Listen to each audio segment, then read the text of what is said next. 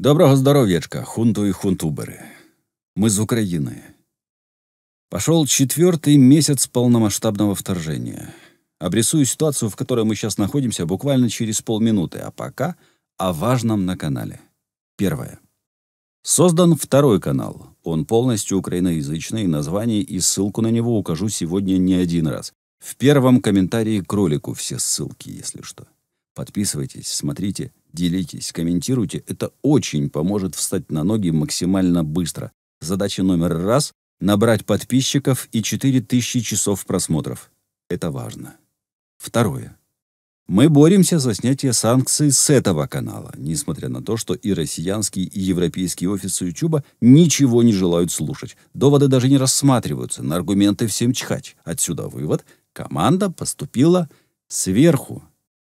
Мы имеем косвенное подтверждение, откуда именно поступила команда. Но сдаваться никто не собирается. И хотя в случае удаления канала утрата будет ощутимой, я не могу не сказать также и о том, что даже в этом случае через людей и каналы, о которых заказчики акции против Пенса пока даже не догадываются, мы сможем сказать свое совсем не последнее слово. Чему, уверен, будут рады все. Кроме, конечно, заказчиков. Теперь к делу. Вы уже поняли, что фоном я показываю фотоотчет о помощи, которая формируется и за ваши донаты в том числе, и комментарии под ними. За время молчания нудного Пенса вы продолжали потихоньку слать донаты. Вот сумма, оставшаяся на сегодняшний день в банке. Чуть ранее была отправлена 6-значная сумма, о которой я не буду рассказывать подробнее, но хочу прокомментировать то, что на данный момент этот канал без монетизации, по сути, а новый канал без монетизации вообще. Что с этим делать, я пока не придумал. Сорос, Газдеп, Порошенко, ложа управителей Вселенной и кто там еще финансировал, по мнению ботов, канал, выплат не производят. Но, надеюсь, мы что-то с этим сможем придумать. Тем не менее, большая часть ваших донатов по-прежнему будет отправляться в помощь деду, а от него всем, кто сейчас борется за Украину, а не за власть. Сейчас, кстати, вверху справа должна всплыть первая подсказка на новый канал Пенса. Подпишитесь, посмотрите, расшарьте. Дякую, дуже дякую нормальным голосом. Третье. Попробую обрисовать ситуацию на данный момент с нескольких сторон. Не претендую на безоговорочность и идеальность, у каждого своя голова есть. Я хочу зафиксировать момент, как вижу его я, на сейчас. Украина заблокирована почти со всех сторон. Экспорт и импорт упали в десятки раз. Эксперты называют цифры около 70% плюс-минус. Выехало из страны около 5 миллионов человек. Большинство оставшихся в стране мужчин работать негде, а воевать им не дают по разным причинам. Большинство оставшихся в стране женщин это тоже касается в той же мере. Логистика разрушена, система перевозок разрушена. Топливный кризис в самом разгаре.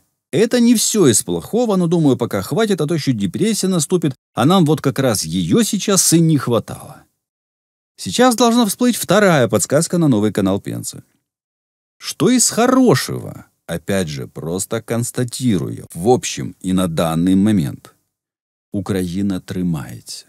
Освобожденные города и села потихоньку восстанавливаются. В Киеве вон даже разметку новую наносят всюду. Интересно, кстати, кто и кому за этот процесс сейчас откатил, и почему это важно делать именно сейчас? Ну, я не об этом пока. Многие люди возвращаются в страну, во дворах полно людей, на улицах машин. Каким-то чудом, но почти везде, где можно, ведется посевная. Ведется дистанционное обучение.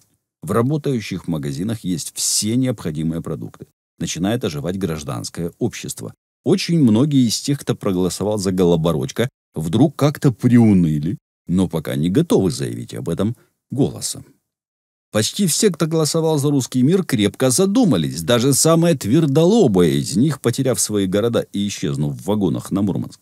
Вдруг оказалось, что армия, мова, вера вполне себе на часе. Эта последовательность смыслов продолжает вгрызаться в мозги даже тех, кто считал раньше своим девизом только поржать, похмелиться, пошопиться, заселфиться. В волонтерство включилось все общество почти. И если раньше, после начала войны, многим было по барабану, то теперь после полномасштабного вторжения прочувствовал на своей шкуре все прелести, в кавычках, беженства и много чего еще, помогать друг другу стало почти нормой. Блицкриг россияне провален, несмотря на то, что своих ранее озвученных целей, а именно сухопутный коридор в Крым, Каховское водохранилище, Луганская и Донецкая области на грани полного захвата, Путин почти достиг. Ключевое слово тут «почти». Ибо Украина оказалась крепким орешком, на что не рассчитывал никто, даже мы сами. Никаким победным маршем россиянцы Крещатиком уже не пройдут, это понимают все, даже сам бункерный. Разве что парадом лафетов. Тем не менее, я вижу на данный момент 3 проблемы, и одна из них очень большая проблема, разрешение которых будет зависеть от очень многих факторов, которые сейчас обсуждать не готов. А именно, первое.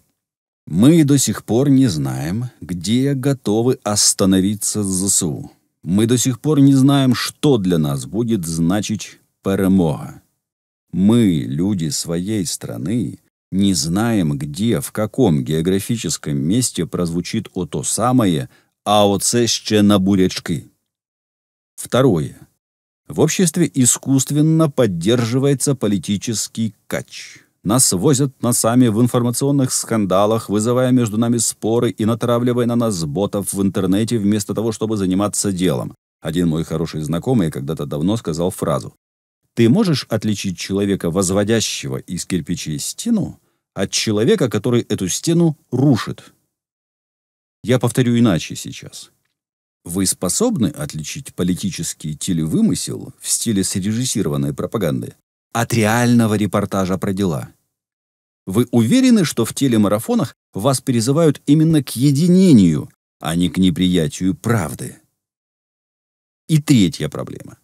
Я вижу практически полную экономическую блокаду Украины со стороны Черного моря.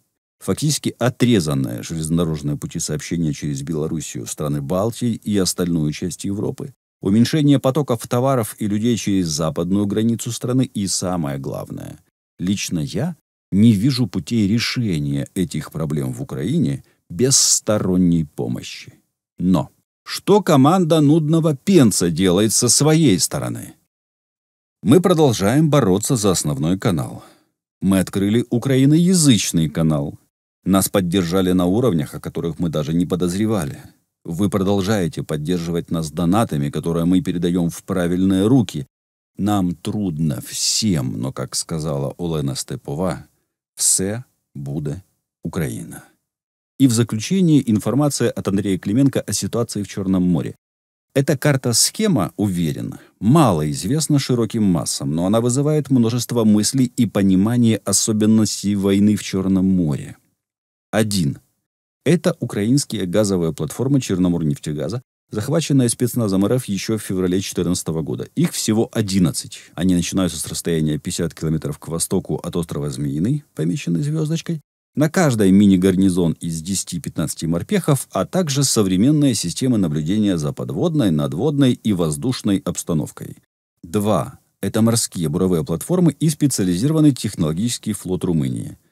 3. Это морские буровые платформы и технологический флот Турции. Внимание! Это огромное месторождение природного газа, где уже построен подводный газопровод к турецкому берегу, и Турция уверена, что это месторождение позволит ей уже с 2023 года постепенно и полностью избавиться от газовой зависимости от РФ.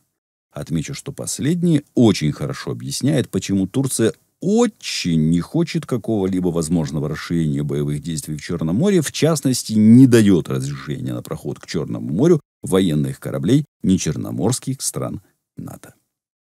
Слава Україні!